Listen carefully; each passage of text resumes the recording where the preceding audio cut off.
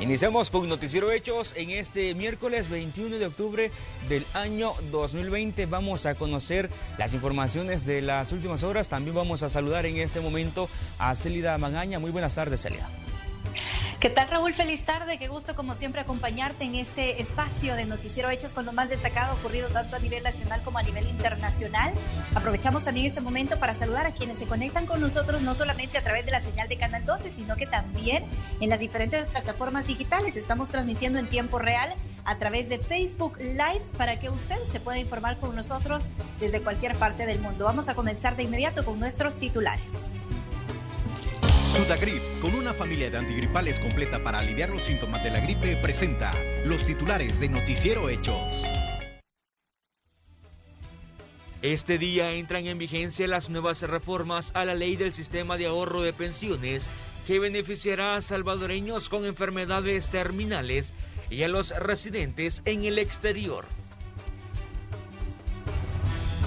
La alcaldía de San Salvador lanzó la política municipal juvenil con la que se pretende beneficiar con becas y mejores oportunidades a jóvenes capitalinos.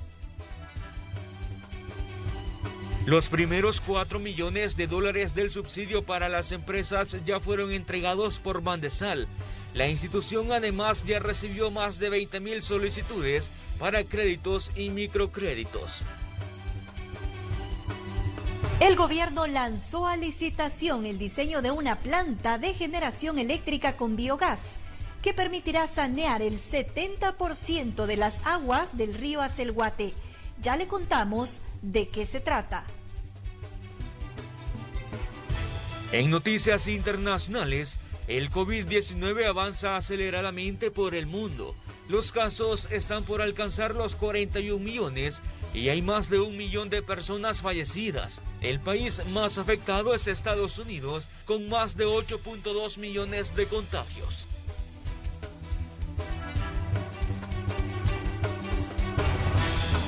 Vamos a saludar en este momento a los equipos de Noticiero Hechos. Tenemos al periodista Enrique López, quien en unos minutos nos va a informar sobre un proyecto que presentó este día el gobierno referente a sanear las aguas del río Acelguate. Esto en unos minutos. Así es, también estamos enlazados con la periodista Iliana Leiva, que se ha desplazado hasta el municipio de Mexicanos, donde se está entregando ayuda a las familias afectadas por la pandemia del COVID-19. Más adelante vamos a conocer el detalle de esta información. Iniciamos esta emisión haciendo un enlace con la periodista Carla Goches porque hoy entran en vigencia 2 reformas al sistema de pensiones. Esto que va a beneficiar a las personas en primera instancia referente a salvadoreños en el exterior y el segundo punto es a personas con enfermedades terminales. Carla, buenas tardes.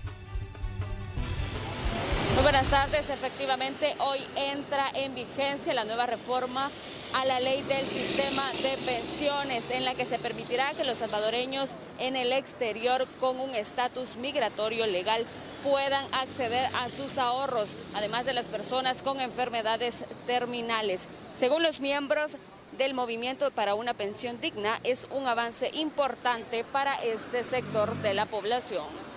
Aunque estas 2 reformas benefician a un grupo muy reducido de personas o de trabajadores, pero son importantes. Efectivamente, la ley ya contenía el derecho que tienen los salvadoreños que viven en el exterior a retirar sus fondos de pensiones. El problema que había es que para que los retiraran tenían que renunciar a la nacionalidad. La otra reforma también ya existía en la ley, el derecho que tienen todos los trabajadores con enfermedades terminales a reclamar el dinero que tienen en su cuenta de ahorro individual. Lo que sucedía es que en este país, ojalá que eso se acabe, hay una comisión técnica de la Superintendencia de Pensiones que evalúa la discapacidad del hombre o mujer que solicita el dictamen médico. Y esa comisión nunca mostró agilidad. El Comité de Normas del Banco Central de Reserva deberá establecer la documentación que deberán presentar los salvadoreños en el exterior. Claro, sigue teniendo obstáculos. Ustedes se han dado cuenta que tienen que emitir un reglamento para que en el Banco Central de Reserva tiene que emitir un reglamento para que esto se operativice. Pero la reforma es importante. También consultamos la opinión de la población respecto a este tema. Sí, me parece bien que se lo dieran a todas las personas, ¿no? De hecho, es un ahorro personal, pues, ¿verdad? Que uno, sea como sea, lo necesita. Pienso que es bueno, pero eso sería bueno para todo el mundo, pues, porque es dinero nuestro. O sea, ellos no tienen por qué decir sobre el dinero nuestro. O sea, ellos tendrían que hacerlo para todo el mundo. O sea, si yo quiero retirar mi dinero, ellos tendrían que dármelo, porque es mi dinero, no es dinero de nadie más que nosotros. La petición de los connacionales deberá ser resuelta en un periodo máximo de 30 días, mientras que para las personas con enfermedades terminales el periodo será de 23 a 45 días dependiendo de su situación. Hasta aquí mi reporte, regreso a la señal con ustedes. Muy buenas tardes. Y el presidente de Bandesal informó que ya se entregaron los primeros 4 millones de dólares del subsidio para empresas. Y en el caso del crédito productivo, hay solicitudes de 5,000 empresas formales y en el caso de los microcréditos hay 15,000 solicitudes, las cuales se van a analizar. El fondo total corresponde a 600 millones de dólares. Con alegría quiero decirles que ayer transferimos los fondos ya para las primeras 524 empresas que van a recibir subsidio por un valor de 4 millones de dólares. Son los primeros 4 millones que este día se están canalizando directamente para los trabajadores. Recordemos que en este programa ese dinero va directamente a ellos, pasa por mano de los empresarios, pero luego lo trasladan. En el segundo programa, que estamos hablando del capital de trabajo para formales, también ya tenemos un número muy significativo de empresas, estamos llegando cerca de las 5,000 empresas que ya han aplicado. De ellas, obviamente, se está haciendo un proceso de depuración porque ahí ya estamos hablando de crédito. Hay que ir a hacer todas las validaciones necesarias igualmente de microcrédito hemos llegado cerca de las 15,000, o sea, estamos hablando de 14,900 empresas micro que han aplicado para lo que es el capital de trabajo del sector informal. Y en más información de este día, la Defensoría del Consumidor procesó las denuncias de 119,000 consumidores en 36 casos colectivos referente a cobros indebidos durante la emergencia por la pandemia de COVID-19. Los casos incluyen a universidades, casas comerciales y aerolíneas. En total, lo recuperado ronda los 26 millones de dólares. Además, han recibido 4,000 denuncias de usuarios del sistema financiero. Dentro de los casos puedo mencionar, por ejemplo, el de las universidades. Son 14 universidades en las cuales hemos llegado a acuerdo. Un poco más de 4,000 estudiantes se han visto beneficiados con 1.8 millones de dólares que se han recuperado. Esto principalmente en el tema de actos de graduación que no fueron realizados. También tenemos 2 casos contra casas comerciales, en los cuales nosotros identificamos la existencia de una serie de compras que se realizaron en línea y que no fueron pues entregadas a los consumidores. Ahí estamos hablando de 21,000 consumidores que fueron beneficiados por medio de nuestra intervención y ronda pues los 7 millones de dólares. Asimismo tenemos también los casos de las aerolíneas aéreas. En aerolíneas aéreas estamos hablando que ya tenemos acuerdos con 6 de las principales empresas dedicadas a realizar pues los vuelos comerciales, en los cuales pues 74,000 consumidores han sido beneficiados con un monto de recuperación que ronda los 16 millones de dólares. Y vamos con información en desarrollo porque la economía de muchos salvadoreños se ha visto afectada por la pandemia, pero hoy en el municipio de Mexicanos se ha brindado ayuda a las familias y ahí se encuentra la periodista Iliana Leiva. Adelante. Buenas tardes, efectivamente nos encontramos en el sector de la Sacamil en Mexicanos, donde este día la alcaldía municipal ha hecho la entrega de más de 2,000 paquetes de alimentos a las familias que se han visto fuertemente afectadas económicamente debido a diferentes factores como la COVID-19. El edil ha hablado sobre la inversión que se ha hecho para este plan que se espera que pueda beneficiar en total a más de 10,000 familias. Escuchemos más detalles. Iniciamos la tercera entrega de víveres en nuestro municipio. una entrega que asciende a 10.000 paquetes de víveres. Eso implica una inversión de $98.000. Los paquetes contienen arroz, contienen azúcar, contienen frijol, contienen aceite, macarrones, salsas, es decir, contienen lo básico pues para que la gente pueda subsistir. Sabemos de que no es el todo lo que vamos a entregar, pero este es un aliciente que les traemos a la familia. En este sector de la Sacamil son más de 16 las comunidades que se han visto beneficiadas y pues las familias se han mostrado satisfechas con esta acción que está realizando la comuna municipal. Escuchemos. Pues que esta crisis, esta pandemia nos ha dejado en la calle porque sin trabajo y sin nada, pues por lo menos ya esta es una ayuda que nos da él. Así es que le agradecemos mucho a él por estar pendiente de la gente de las comunidades. Es muy buena la ayuda que está dando el alcalde de Mexicano porque los vecinos la necesitan, la gente lo necesita por este problema que tenemos en nuestro país. Gracias por todo. En los próximos días la alcaldía municipal se va a estar trasladando hasta otros sectores para seguir llevando la ayuda donde más lo necesitan. Con esta información regreso con ustedes La Señal. Feliz tarde.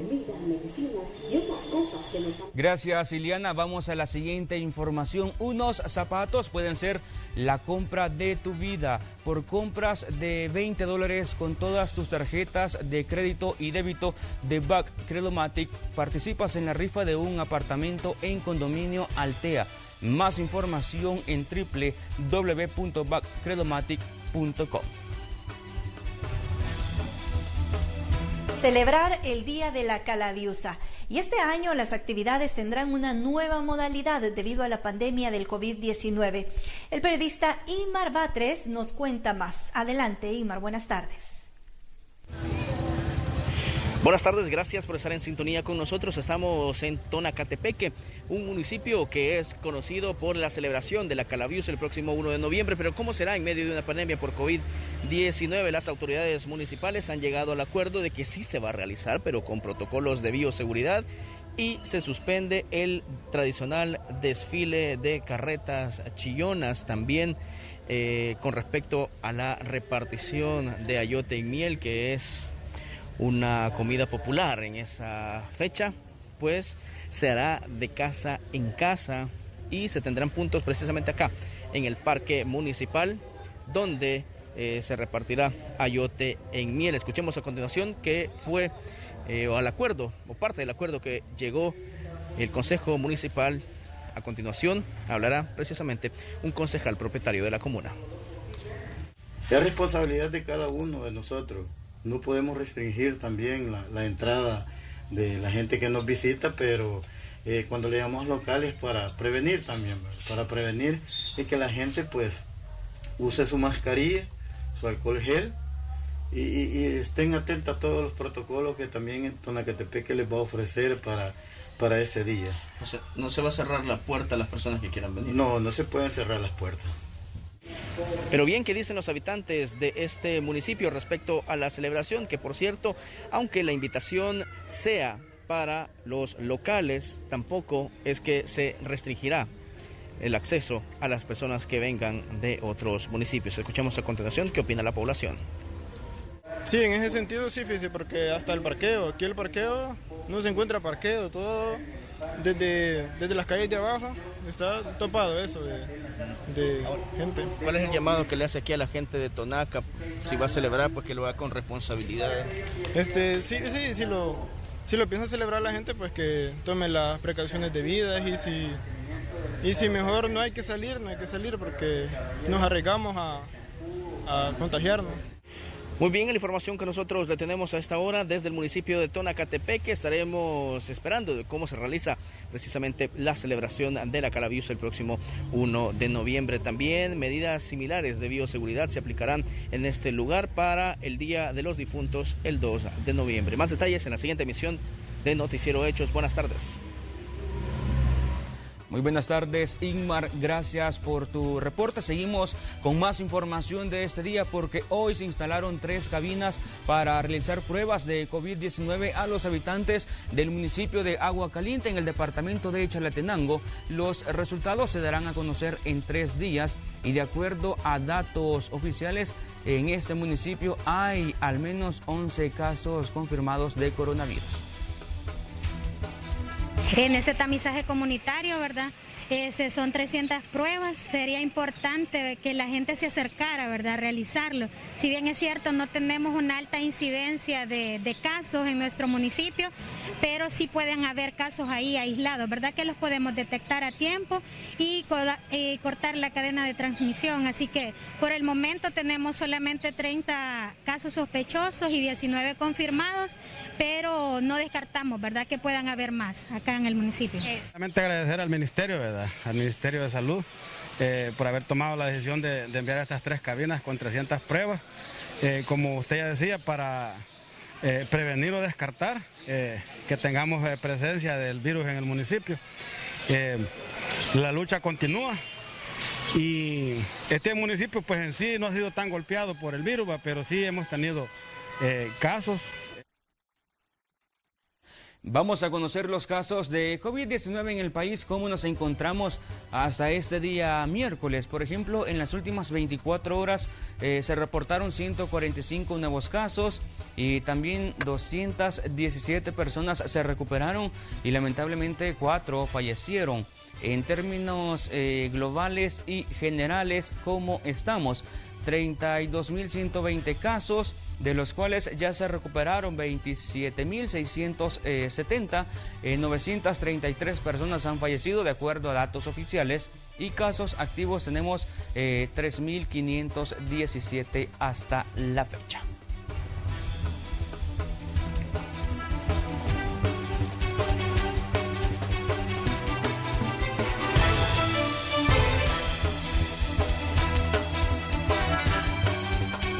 ¿Se te alivió la tos?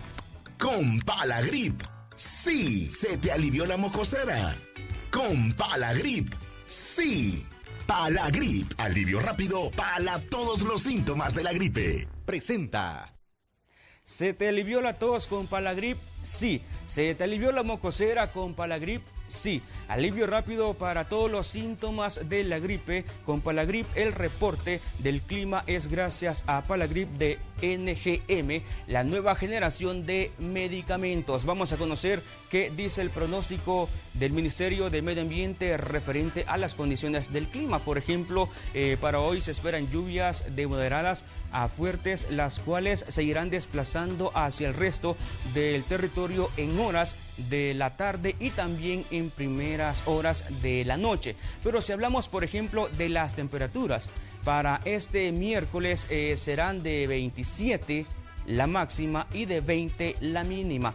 Por ejemplo, si hablamos para el día jueves, tenemos temperaturas de 26 a 20 la mínima. Y vamos a conocer el caso de las temperaturas para el día viernes, que será la máxima de 26 y de 20 la mínima, de acuerdo a lo que han informado las autoridades. Y también para el día sábado tendremos la máxima de 27 y la mínima de 20 grados. Este ha sido el pronóstico del tiempo gracias a Palagrip, alivio rápido para todos los síntomas de la gripe.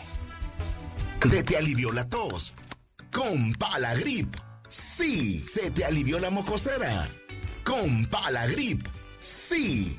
Palagrip. Alivio rápido para todos los síntomas de la gripe. Presentó.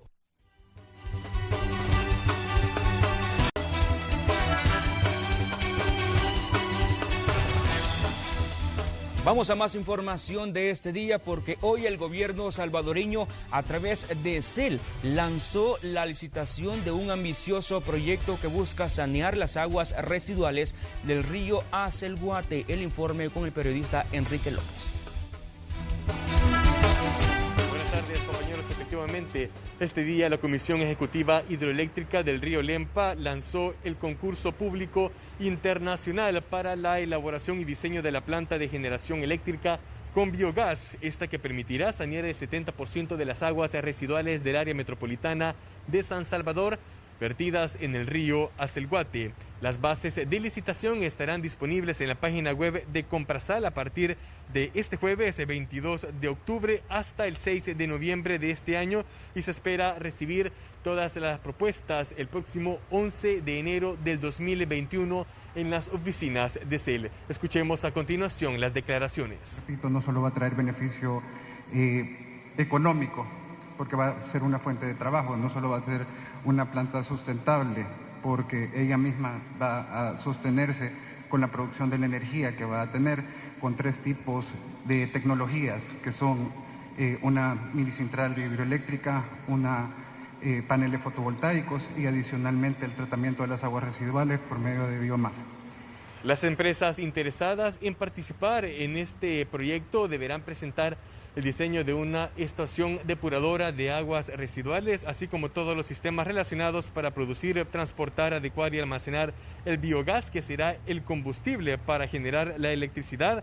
También elaborar un sistema de solar fotovoltaico y una pequeña central hidroeléctrica, que será la que utilizarán para tratar las aguas de dicha estación depuradora. También deberán proponer un diseño de una subestación para interconectar las 3 fuentes de energía y también todos los diseños colectores de aguas residuales y las estaciones complementarias y todas las obras externas.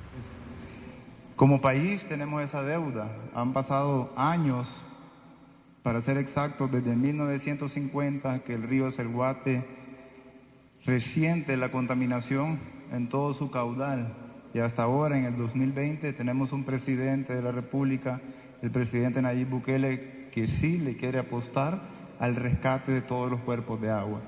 De acuerdo a las autoridades, la potencia a instalar con estas 3 tecnologías asciende a 5.2 megawatts, de los cuales el 75% serán generados con el biogás extraído de las aguas residuales. Esta planta también va a permitir el abastecimiento de energía eléctrica a más de 21,000 familias salvadoreñas con un consumo mensual de 100 kilowatts hora. Además, no solamente permitirá la generación de energía, sino también un alto impacto social en las comunidades, ya que miles de familias que viven a las riberas del río Acelguate se verán beneficiadas, ya que no se estará descargando al menos 43 millones de metros cúbicos de aguas residuales cada año sin tratar, así como la reducción de enfermedades gastrointestinales. Escuchemos a continuación.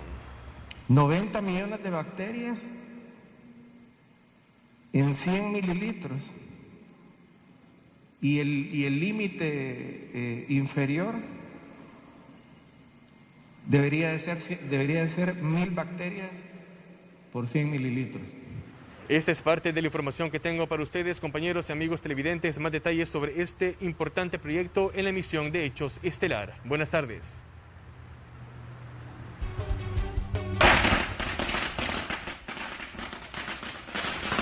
Vamos a información de última hora que les tenemos en este momento, y es que el Cuerpo de Bomberos ha controlado hace unos minutos un incendio que se registró en una floristería, de acuerdo a la información preliminar de las autoridades, frente a la plazuela El Pilar, esto en San Vicente. De acuerdo a la información preliminar de las autoridades, este incendio ya fue controlado por el Cuerpo de Bomberos. Llegaron 2 unidades para lograr controlar este siniestro, y por lo menos a esta hora de la tarde, de acuerdo a la información, son varios locales los afectados en San Vicente, pero no se reportan personas afectadas a esta hora, solo daños materiales o pérdidas materiales es lo que se tiene hasta este momento, de acuerdo a la información preliminar de este incendio. Continuamos.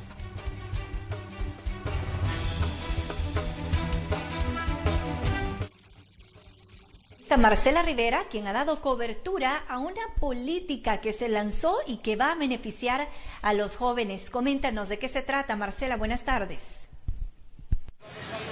Ese día el alcalde de San Salvador, Ernesto Mason, hizo el lanzamiento de la política nacional juvenil, con el que se pretende beneficiar a ese sector con algunos elementos como la entrega de algunas becas. Muy buenas tardes, alcalde. Coménteme más acerca de los beneficios que le va a traer a la juventud esta política nacional. Bueno, es una política municipal juvenil elaborada por los jóvenes, para los jóvenes, y que lo que busca es fortalecer el acompañamiento de la municipalidad para que nuestros jóvenes puedan prosperar, salir adelante, encontrar más y mejores oportunidades en San Salvador y no tengan que ir a buscarla afuera. Tiene un eje importantísimo que es la educación, la formación, hemos cuadruplicado el número de cursos de formación, el número de becas que hemos entregado a los jóvenes capitalinos, y eso les abre más oportunidades para poder salir adelante, para poder emprender en un negocio propio, para poder encontrar un mejor empleo y lograr prosperar en nuestra ciudad. También sabemos que los jóvenes son el sector más importante de nuestra sociedad, a mi juicio, y son claves para poder sacar adelante a la ciudad y al país de la situación en la que nos encontramos luego de la pandemia del COVID-19. Son un elemento más importante para la reactivación económica del país y lo vamos a apoyar con todo lo que tengamos en la Alcaldía de San Salvador. Hemos visto también el caso de algunos jóvenes que también han ido a Dubái a participar en algunos concursos de robótica. Bueno, vimos el caso de Danilo, un joven de 17 años de la comunidad San Antonio Abad, que pues a través de los cursos de formación de la Alcaldía de San Salvador en el Instituto Municipal de la Juventud, se formó en robótica, fue seleccionado para representar a nuestro país del otro lado del mundo en Dubái, y es alguien que también le entregamos una beca para que pueda continuar con sus estudios, que pueda continuar formándose y que pueda ser un ejemplo de lo que a base de trabajo, a base de esfuerzo se puede lograr. No queremos que hayan impedimentos para nuestros jóvenes y que todo aquel que se esfuerce encuentre las condiciones para poder salir adelante, no solo a nivel nacional, sino internacional. Muchísimas gracias, alcalde. Compañeros, esa es parte de la información que les tengo desde el Parque Cuscatlán. En la siguiente emisión les estaré presentando un reporte completo. Para esa tos que no te deja tranquilo ni para dormir, te recomendamos Tosil en sus 5 presentaciones para toda la familia. Tosil original, Tosil sabor miel, Tosil infantil, Tosil caramelo y el nuevo Tosil Fórmula 44. ¿Y tu tos? Tosil me la quitó. Tosil de Laboratorios Suizos. 2 personas fallecidas, Miguel Rodríguez y otra persona del sexo masculino aún no identificado, dejó un accidente de tránsito en la carretera panamericana a la altura del kilómetro 61 en Apastepeque, San Vicente. Una rastra y un camioncito fueron los 2 vehículos involucrados. Según los testigos, la rastra circulaba de oriente a poniente cuando el camioncito, que circulaba en sentido contrario, invadió el carril e impactó a un costado de la rastra. Personas que transitaban por la zona trataron de salvar la vida de los 2 fallecidos. Cuando de repente vimos el gran incendio que hubo, entonces todos se pararon y apagamos los carros y vimos la gran llamarada que tiraba la parte de atrás de la rastra. Los bajamos y un muchacho gritaba abajo: ¡Ey, está vivo todavía! Efectivamente, por la carga vehicular que transita, y sobre todo a esta hora de la noche, vemos, ustedes se pueden percatar de que existen diferentes tipos de vehículos. Esta información, pues hasta el momento, se va a corroborar con la inspección que va a realizar los agentes de tránsito. Y en las últimas horas, la Fiscalía informó de la captura del exalcalde de Yucuayquín, La Unión, Carlos Ernesto Gutiérrez Villatoro, por los delitos de cohecho propio e incumplimiento de deberes. En este mismo orden, se ordenó la captura de Carlos Arturo Mejía por el delito de cohecho activo.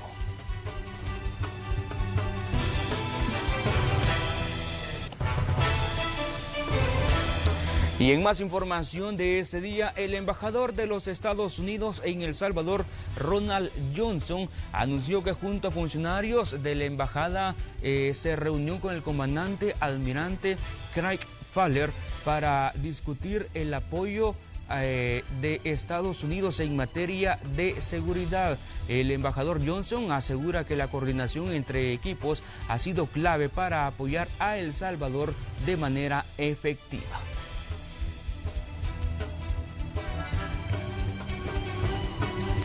Y vamos a más información. Ponga atención al siguiente dato, porque los diputados de la Comisión de Obras Públicas aprobaron un dictamen para extender la vigencia de las placas de los vehículos hasta el 31 de diciembre del año 2026.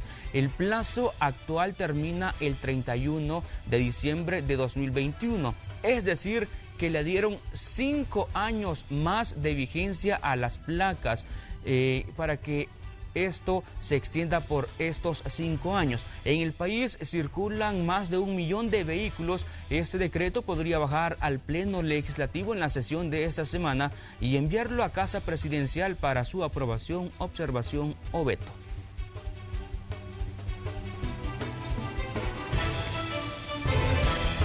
Y vamos a las calles del país a conocer cómo se encuentra el tráfico vehicular a esta hora de la tarde. Tenemos a Gerardo Borja. Adelante, Gerardo. Gracias, qué gusto poderlas informar a esta hora. Vamos con un reporte del tráfico desde el Boulevard Venezuela. Me encuentro en las cercanías del barrio La Vega. Vamos a iniciar hablando primero del carril de ascenso. Quienes vienen del sector de Soyapango, que serían estos vehículos donde va el motociclista y donde pasará en este momento este camión. Estos son los vehículos que se dirigen buscando el sector de la 25 Avenida Sur o quienes llegarán hasta las inmediaciones de la terminal de Occidente o se trasladan hasta la Manuel Enrique Araujo. Podemos observar un panorama de flujo de vehículos bastante considerable, pero este no genera ninguna complicación. De igual forma, los vehículos que se dirigen buscando hacia Soyapango y Lopango no generan ninguna complicación. Así que muy buenas noticias a esta hora para poder transitar sobre el Boulevard Venezuela, como lo mencioné, en las cercanías del barrio La Vega. Esto totalmente fluido hacia el oriente y hacia el occidente. Así que esta es parte de mi reporte, compañeros en el estudio, amigos televidentes, con estas imágenes de tráfico. Regreso la señal hasta el set principal.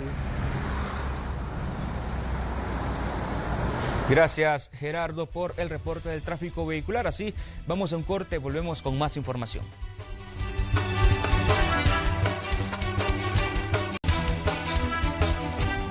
Para ti que eres empleado de gobierno, en Bacredomatic te damos todo el crédito con la cuota más baja. Presenta.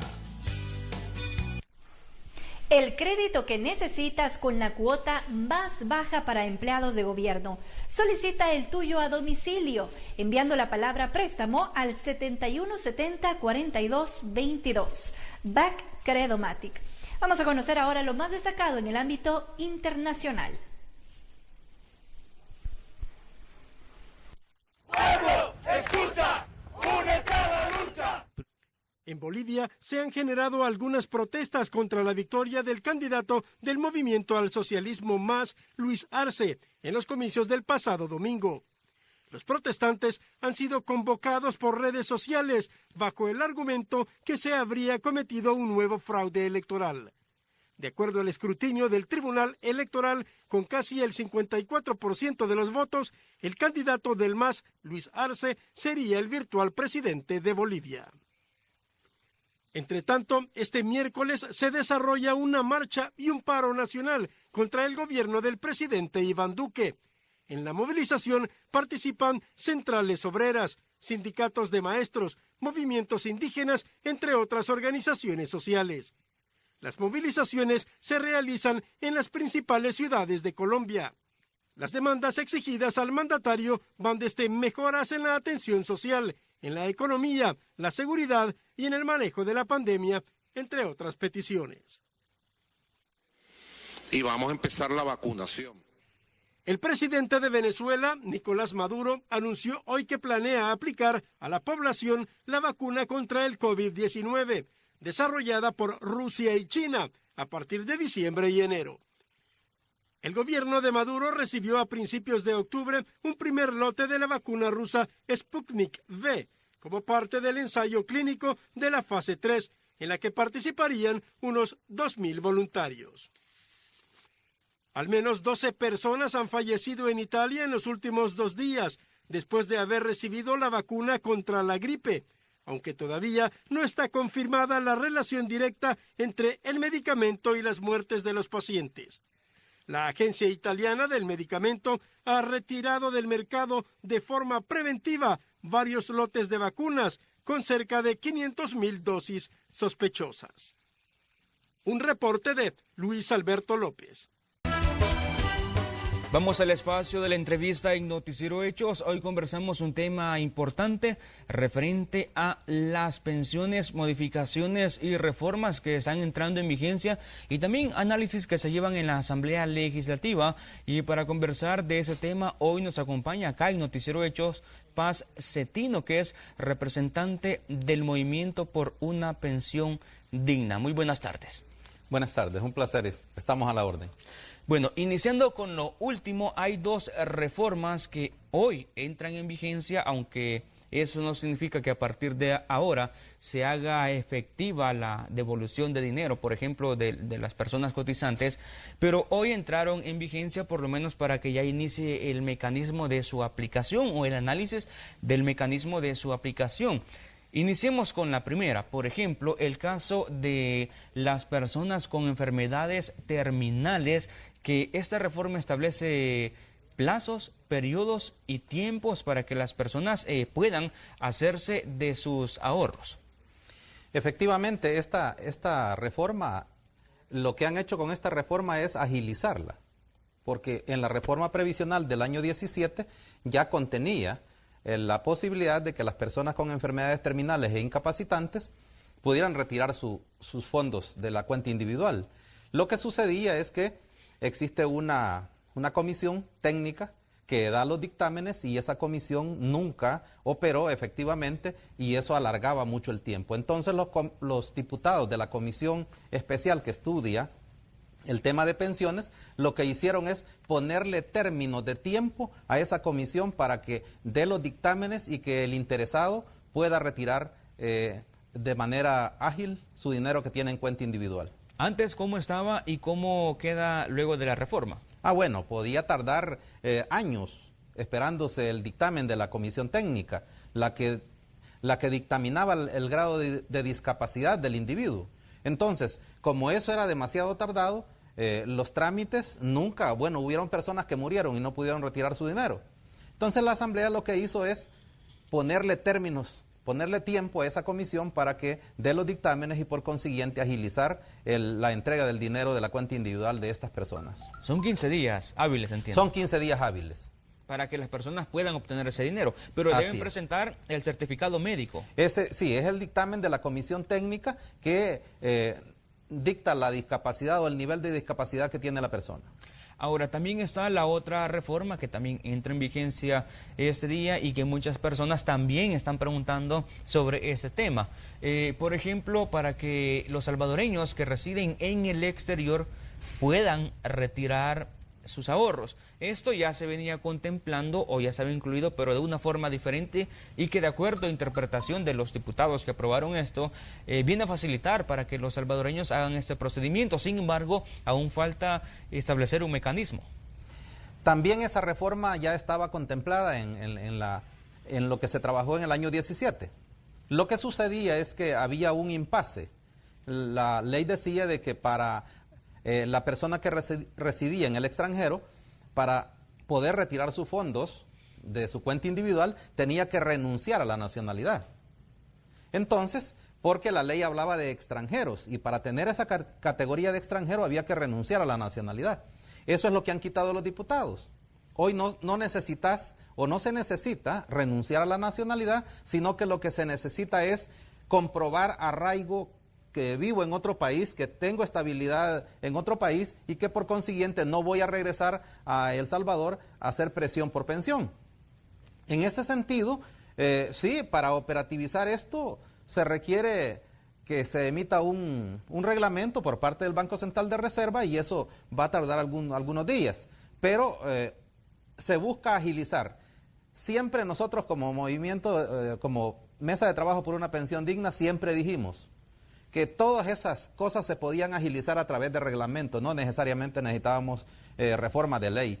Las reformas de ley se necesitan para otras cosas más importantes que esta. Y de acuerdo a esta reforma y el estudio que ustedes han realizado, los salvadoreños en el exterior deben demostrar que, por ejemplo, están de manera legal en otro país. Exactamente, que demostrar arraigo quiere decir, significa de que la persona vive en este país, que tiene algún, ¿cómo se llama?, grado de residencia, que pertenece ahí, que que trabaja ahí, que por consiguiente ese lugar donde se encuentra ese país le va a ofrecer el beneficio de la pensión. Ahora, luego de conocer estas dos reformas, entiendo que ustedes como Movimiento por una Pensión Digna también han analizado estas modificaciones y cómo lo ven. ¿Es esto lo que se necesita o qué proponen ustedes? A ver, yo siempre he dicho y mi organización siempre hemos sostenido que la comisión ad hoc que estudia el tema de pensiones ha empezado y se ha ido por las ramas. En efecto, estas reformas son importantes, pero no son las reformas que van a impactar a una buena cantidad de trabajadores. Son mínimas. Imagínese usted, las personas que viven en el extranjero, si aprueba la reforma hoy, puede entrar en vigencia hoy, pero solo para viajar a El Salvador, a venir a reclamar ese derecho, no está tan fácil. Los que están en Canadá, los que están en Europa, hoy viajar de un país a otro, de un continente a otro, es muy difícil por todas las medidas que se están implementando. Va a impactar en grupos pequeños de población. Son importantes, no hay que decir que no, son importantes. Pero la comisión ad hoc sigue retrasando la reforma de fondo. Sigue retrasando la reforma de fondo, la que va a beneficiar a la gran mayoría de trabajadores, que es reformar el artículo 16 de la Ley del Sistema de Ahorro para Pensiones para modificar la fórmula de cálculo de las pensiones de los trabajadores, porque a decir verdad, hoy están entregando pensiones de hambre, pensiones de miseria. Y aprovecho para decir, ya hay otra propuesta bastante estructurada con estudio actuarial que la hizo el Observatorio de Políticas Públicas de la Universidad Francisco Gavidia, que fue presentada la semana pasada, que es una propuesta que a nosotros nos parece que tiene suficientes similitudes con la propuesta que nosotros hemos presentado. ¿Y cómo debería ser esa fórmula, por ejemplo, de cálculo? Bueno, nosotros como Mesa de Trabajo por una Pensión Digna hemos dicho que necesitamos aumentar las pensiones de los trabajadores. Y para aumentar las pensiones de los trabajadores necesitamos hacer dos cosas. Primero, bajarle la comisión que se paga a las AFP, bajar del 1.92 al 1.40 para que ese 0.5 que se ahorra ahí, pasarlo para aumentar pensiones. Y en segundo orden, el gobierno, que es el que más usa el dinero de los trabajadores, son 8.000 millones de dólares los que están prestados al gobierno, que nos pague un interés de mercado para elevar también, para hacer posible que las pensiones de los trabajadores sean suficientes. En ese sentido, nosotros proponemos que una persona que se pensione con 25 años de servicio pueda tener una tasa de reemplazo equivalente al 65% de su salario básico regulador, y una persona que trabaje 35 años o más que se pueda ir con un 75% de su mismo salario básico regulador. Con esta propuesta que hemos hecho nosotros, que es muy similar, se acerca mucho, se ajusta mucho a la que ha hecho el Observatorio de la Gavidia, creemos que los diputados ya no pueden seguir dilatando el tiempo y es urgente que dictaminen sobre esa reforma de fondo. Pero estas observaciones, ¿se las han hecho llegar ustedes a la comisión? ¿Se las han recibido en la asamblea o qué les han dicho? No, la comisión ad hoc tiene todos los insumos necesarios ya, Raúl. Nosotros fuimos los primeros en hacer la presentación de nuestra propuesta, después han venido una cantidad de entidades, pero nosotros como Mesa de Trabajo por una Pensión Digna estaremos nuevamente el próximo martes en el afán de explicar que en esa comisión solo hay dos propuestas que tienen sustento actuarial y técnico, que es la propuesta que hemos hecho nosotros como Mesa de Trabajo por una Pensión Digna y la propuesta que hoy incorpora el Observatorio de Políticas Públicas de la Universidad Francisco Gavidia, y que por consiguiente ahí se encuentran los elementos suficientes y los elementos necesarios, el estudio actuarial y todo lo que se necesita, o todos los insumos que necesita la comisión para dictaminar cuanto antes la reforma que va a impactar o que va a significar aumentar la pensión de los salvadoreños. Usted mencionaba un punto de los 8.000 millones de dólares. Recuerdo que hace un par de años una resolución de la Sala de lo Constitucional ordenó a la Asamblea Legislativa y al gobierno, obviamente, hacer las modificaciones para que se pague por el uso adecuado de estos recursos, porque los intereses que se estaban otorgando por utilizar estos fondos no van de acuerdo a lo que paga, por ejemplo, el gobierno por utilizar recursos o dinero que dan organismos financieros internacionales. Fíjese que los distintos gobiernos, y especialmente los gobiernos del FMLN, fueron los que más abusaron de nuestros fondos. O sea, nuestro dinero para la administración del FMLN era dinero barato. Usted recuerda que cuando se empezó a prestar el dinero a través del FOP, la tasa de interés que se pagaba era la tasa LIBOR más 1.25. En realidad, nuestro dinero ganaba el 6,75% de interés. El problema es cuando la tasa LIBOR se desploma y cae a cero y se quedan pagando 1.25 de interés a nuestro dinero. Ahí nuestras cuentas prácticamente se fueron a pique. Cuando a organismos internacionales se les pagaba hasta el 7 y el 8. El valor de mercado, el interés de mercado era del 8 hasta el 12%. ¿Por qué nuestro dinero entonces se le siguió pagando el 1.25? En ese momento era el presidente Mauricio Funes. Y en vez de elevar, ante la caída de la tasa LIBOR, en vez de elevar el interés de nuestro dinero, lo que hizo es, como había dinero barato, agarró más dinero de nuestras cuentas individuales. Por eso es que las cuentas individuales de cada uno de nosotros nunca aumentaron.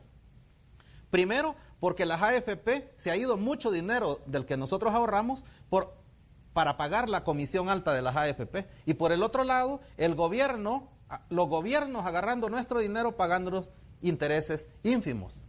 Lógicamente llegamos a nuestros años de pensionarnos con cuentas individuales muy, muy bajas, y nuestras pensiones son relativamente bajas. Eso es lo que nosotros necesitamos, que esta comisión, que esta clase política, hombre, deje de estar jugando tanto con este tema y que no lo pretendan alargar más de lo que lo han hecho. Y en la propuesta que ustedes tienen, que establecen que se mantengan las AFP o crear un nuevo instituto, por ejemplo. A ver, para ser franco, Raúl, no están dadas las condiciones políticas para desmontar el sistema privado de pensiones. Uno debe ser muy realista. Los sindicalistas debemos ser muy, muy serios y muy responsables cuando hacemos lucha en beneficio de los trabajadores.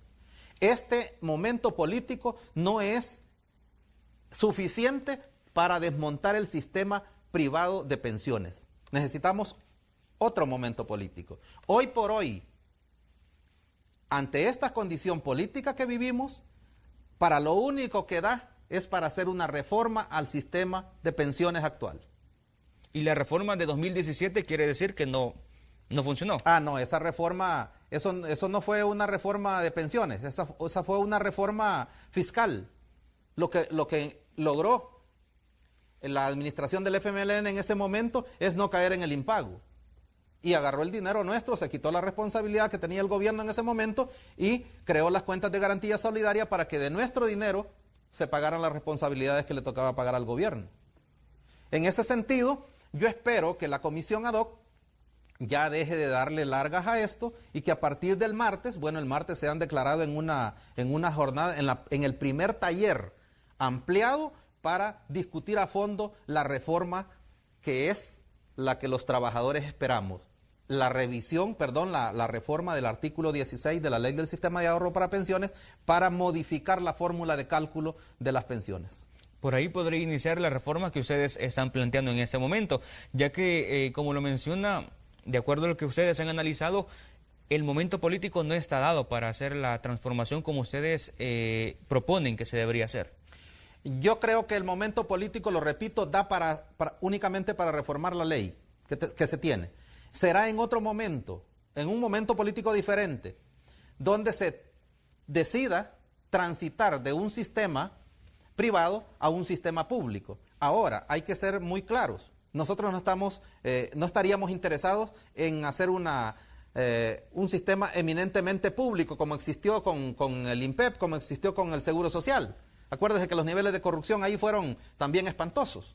No, lo que estamos proponiendo es que se cree un ente autónomo donde los trabajadores tengan también participación, porque donde estemos nosotros representados, por lo menos vamos a alertar cuando se den esos vicios de corrupción y cosas por el estilo, porque son nuestros dineros los que están en juego.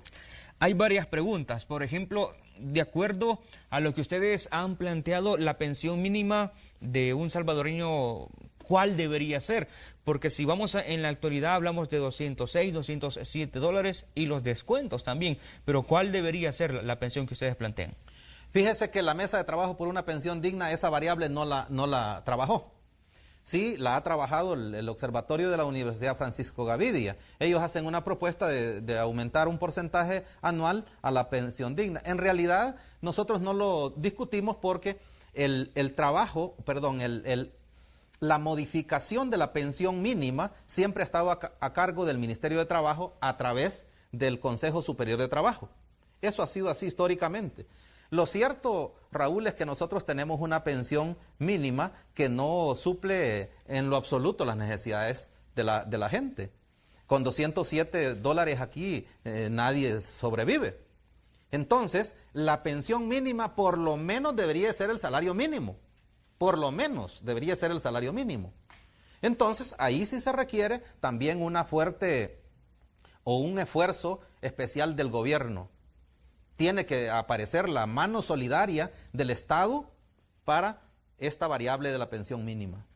Sabemos también que usted pertenece al sector docente, organizado, y hablando del tema pensiones, ya hemos consultado esto anteriormente en otras entrevistas, pero en la actualidad, ¿cómo se encuentra este sector en este momento hablando de las pensiones?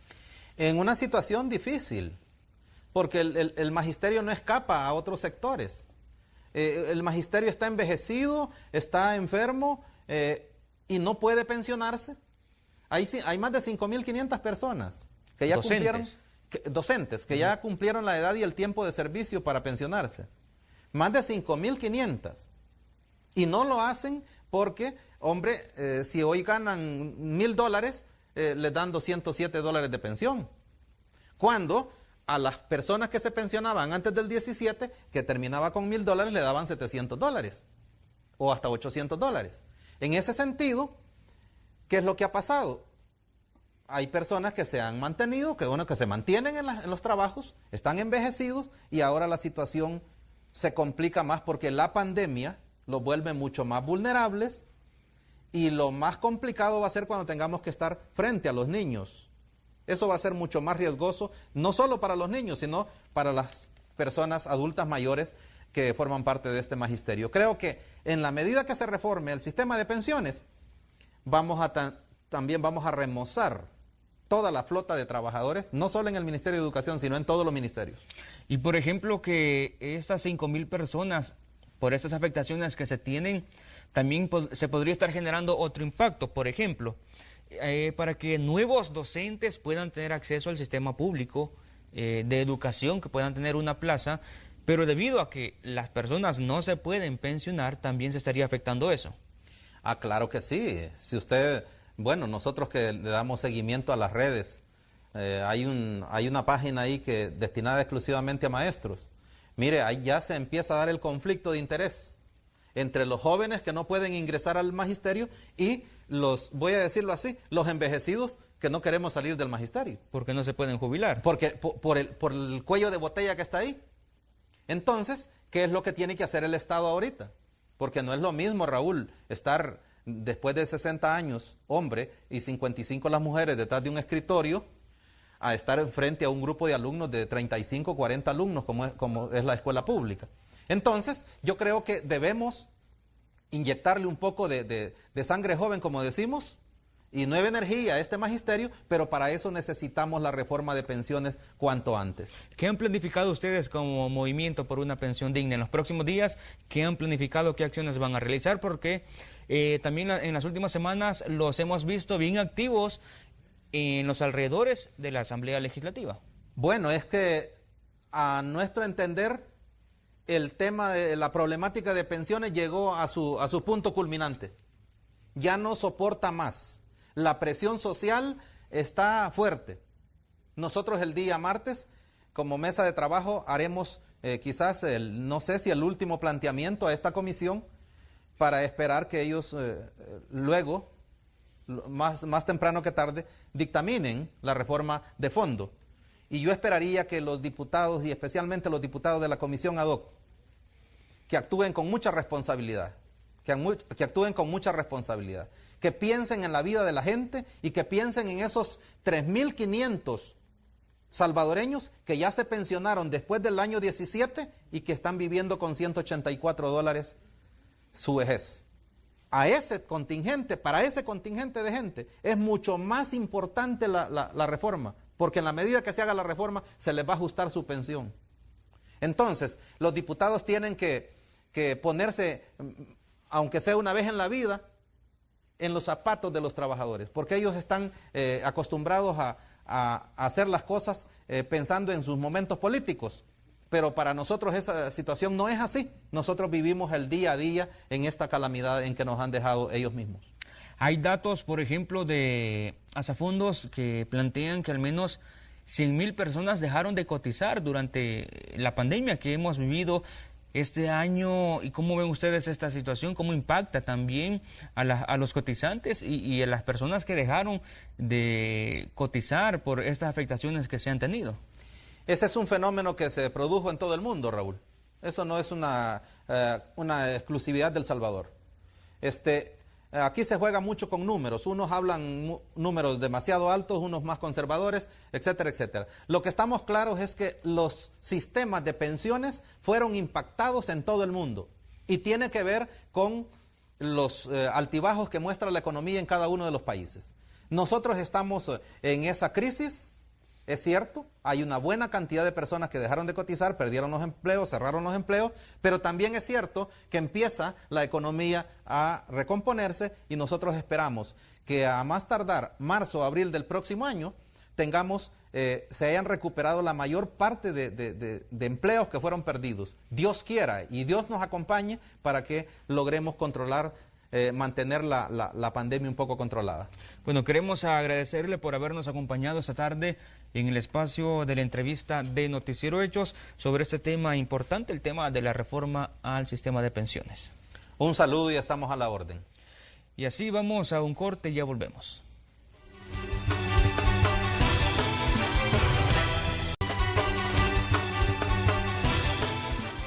Y vamos a más información. Hoy les presentamos un proyecto de inversión que está brindando un nuevo impulso a la economía del país. Hablamos de Plaza Mundo Apopa, una obra ejecutada por Agrisal Inmobiliario. Veamos. Son 82,000 metros cuadrados los que conforman Plaza Mundo Apopa. De ellos, 30,000 metros cuadrados serán alquilados a los clientes. La obra ha generado al menos 1.050 empleos directos y más de 3.000 indirectos. Y aunque su construcción se vio retrasada debido a la pandemia de COVID-19, su apertura está próxima. Es para nosotros un gusto y un orgullo poder anunciar que estaremos abriendo el centro comercial el viernes 30 de octubre. Nos vimos afectados por una situación inédita y bueno, tuvimos que reprogramar y recalendarizar. Plaza Mundo Apopa cuenta con altos estándares en instalaciones, sistemas y equipos. Es el primer mall con arquitectura moderna en la zona, representando un ícono de progreso para el municipio. Plaza Mundo viene a satisfacer una zona de influencia de cerca de 1 millón de personas en 8 municipios que están a la redonda. Estamos trayendo también energía renovable a través de paneles solares que estamos colocando en la azotea, un recolector de agua lluvia también para hacer uso dentro de las instalaciones, todo esto en beneficio de la comunidad. La obra incluye además la construcción de un túnel de acceso vehicular y 2 pasarelas sobre la Troncal del Norte, una con acceso al centro comercial y otra que beneficiará a los habitantes de la zona que antes tenían que exponerse a cruzar por la arteria. Tener esa libertad en la que de hecho si venís en carro, tú podés ingresar por un carril e ingresas a un túnel. Ese túnel es un túnel subterráneo que te traslada al centro comercial. Agrisal Inmobiliario ha elaborado protocolos especiales para proteger a sus visitantes. Desde Plaza Mundo Soyapango, nosotros en el tiempo que estuvimos en pandemia estuvimos trabajando en ciertos protocolos Estos protocolos los hemos adaptado en Apopa y los hemos de hecho mejorado en un espacio controlado y bioseguro. El centro comercial contará además con un amplio parqueo con un ambiente cómodo y seguro para que los habitantes de Apopa puedan encontrar toda la oferta gastronómica de productos y servicios a su alcance. Este es un informe de Kelly Ábrego para Negocios Hechos. Las denuncias de la población siempre son importantes, por eso se las presentamos a continuación en la sección Hechos en tu comunidad.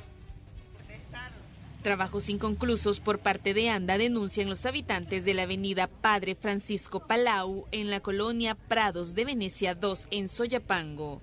Según los residentes, la autónoma envió a trabajadores a reparar una fuga de agua potable en una tubería principal, pero dejaron el agujero desde hace más de 3 meses.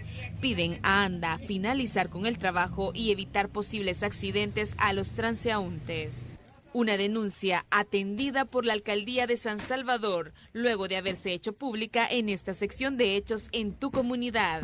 Están reparando un hundimiento por una posible fuga de agua potable o residual sobre la 9ª Calle Oriente y 16 Avenida Norte, Barrio Concepción, en San Salvador.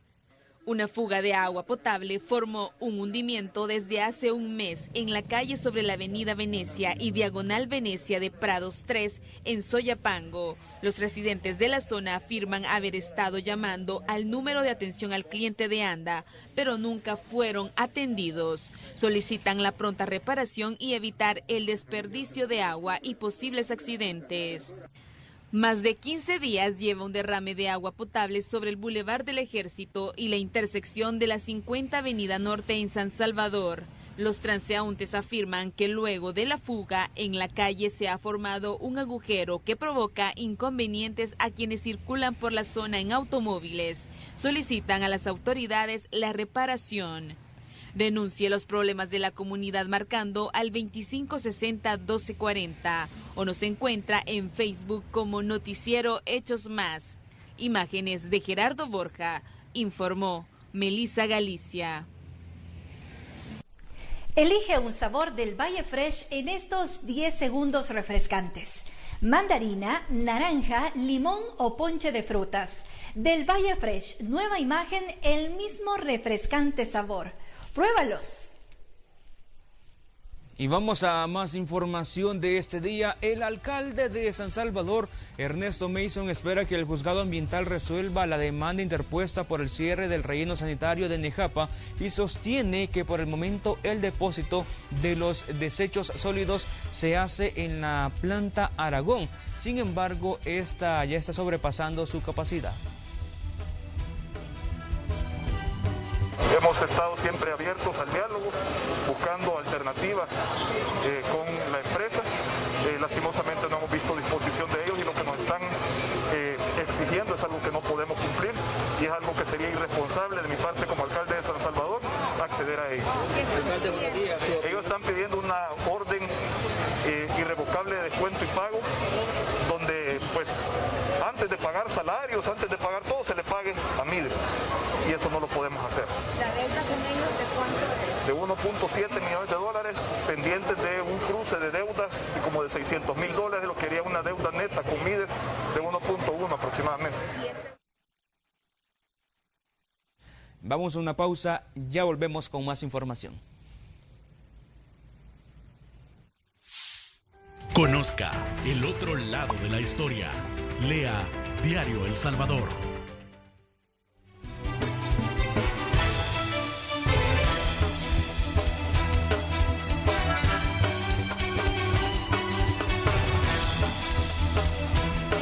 Información de carácter internacional.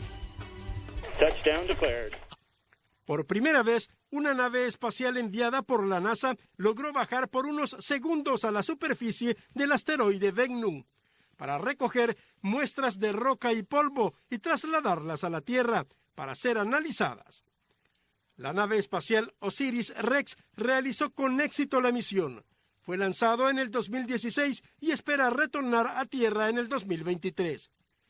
Los científicos esperan que los hallazgos ofrezcan una visión de los orígenes de la vida y del sistema solar. A menos de 2 semanas para las elecciones presidenciales en Estados Unidos, los candidatos continúan en su gira proselitista. Jorge Agobián, de La Voz de América, nos amplía el informe.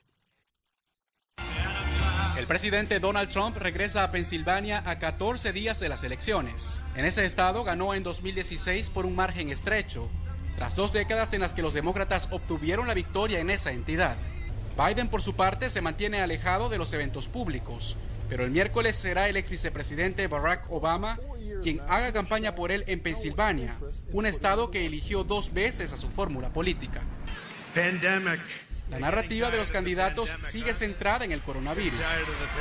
Trump dijo el lunes en Arizona que los estadounidenses se están cansando de la pandemia y criticó a la cadena de televisión CNN, a la que vincula repetidamente con el Partido Demócrata. Sintoniza CNN, eso es todo lo que cubren. COVID, pandemia, COVID. ¿Saben qué? Están tratando de convencer a todos de que no voten. La gente no se lo cree. CNN, tontos bastardos. Su rival demócrata respondió a los comentarios a través de un comunicado. Señor presidente, tiene razón en una cosa. El pueblo estadounidense está cansado. Están cansados de sus mentiras sobre este virus. La ausencia de Biden, explica su campaña, se debe a los preparativos para el último debate presidencial, que tendrá lugar en Nashville este jueves. En el escenario, Biden y Trump volverán a ser consultados sobre el coronavirus y otros 5 temas, pero esta vez con restricciones impuestas por la comisión organizadora. Jorge Agobián, Voz de América, Washington.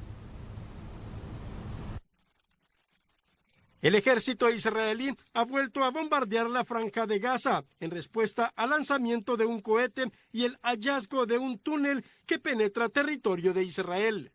Aseguran que han atacado infraestructura subterránea de las posiciones de Hamás en la franja de Gaza.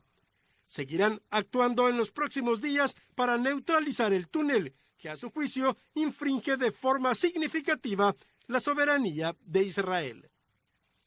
Un reporte de Luis Alberto López.